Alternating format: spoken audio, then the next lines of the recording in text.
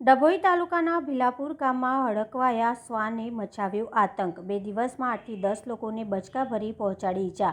ગામની મહિલાને હડકાયા શ્વાને બચકું ભરતા બૂમાબૂમથી મદદ માટે દોડી આવેલા પરિવારના અન્ય 2 સભ્યોને પણ શ્વાન દ્વારા બચકા ભરવામાં આવ્યા। હડકાયા શ્વાનના કારણે ભીલાપુર ગામમાં ભયનો માહોલ। ઘર આંગણે કે ગામમાં નીકળતા ગ્રામજનો સ્વ બચાવ અર્થે લાકડીઓ લઈને નીકળવા મજબૂર। મહિલા પુરુષ મળી 10 વ્યક્તિઓને હાથ પગ મોઢા તેમજ શરીર પર શ્વાન દ્વારા બચકા ભરવામાં આવ્યા। શ્વાનનો શિકાર બનેલા 10 જેટલા ગ્રામજનોએ વડોદરા અને ડભોઈમાં લીધી સારવાર। લાગતા વળગતા તંત્ર દ્વારા હડકાયેલા શ્વાનને પકડવા અંગેની કામગીરી હાથ ધરાય તેવી માંગ કરવામાં આવી છે। શું કઈ નહીં, કૂતરું કર્યું છે। ડભોઈ તાલુકો ભીલાપુર ગામમાં કૂતરાનો આતંક છે। હડકાયેલું કૂતરું છે, એને મને હાથમાં કર્યું છે, પગમાં કર્યું છે ને મેં દુકાન ખોલવા જતો હતો તો મને કરડી ગયું। પછી આગળ જઈને એ જ લાઈનમાં રસ્તા ઉપર જ એક દાદીને કરતું હતું તો દાદીને કપાળે કર્યું તો છોડાવા જતા તો દાદીના હાથ પર બી કર્યું। પછી 2 જણ છોડાવા ગયા ને તો એમને એક જણાનું ગાલ ફાડી નાખ્યો આખો અને બીજાના હાથ પર બી કર્યું છે અને રાતે બીજા લોકોને બી કર્યું 3-4 જણોને।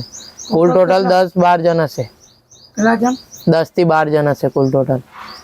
હડકાયેલું છે કૂતરું? હા, હડકાયેલું છે, બહુ હડકાયેલું છે। તો કૂદીને કરે છે ઉપર। કઈ રીતે આવે છે? આવતું સીધું જ ચાલે છે નોર્મલ કૂતરા જેમને એકદમથી જ બચકું ભરી લે છે। પછી કેટલા લોકોને કર્યું હશે? અહીં અમને કમસે કમ 10 જણ તો આરામથી કર્યું છે। બધા એસએસજી હોસ્પિટલ જઈને આવ્યા છે, ઇન્જેક્શન મુકાઈને આવ્યા છે। જો 24 કલાકમાં મુકાવવાનું હોય છે ને એ ઇન્જેક્શન મુકાયું। એમ્બ્યુલન્સમાં અમે ગયા હતા અહીંથી 3 થી 4 જણ ને બીજા લોકો રાતે ગયા હતા, રાત્રે કર્યું હતું ને ગામવાળા બધા દંડા લઈને ફરે છે પણ હજુ કોઈ કૂતરા પકડવાવાળું કોઈ આવ્યું નથી।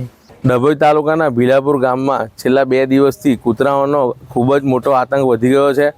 છેલ્લા કેટલાય દિવસથી કૂતરાઓ દ્વારા છેલ્લા 10 માણસોને કૂતરું કરડી ગયું છે અને એક આતંકનો અને એક ભયનો માહોલ ભીલાપુર ગામમાં પ્રસરી ગયો છે અને 2 દિવસથી સતત લાકડી લઈને ફરવાનો વારો આવ્યો છે।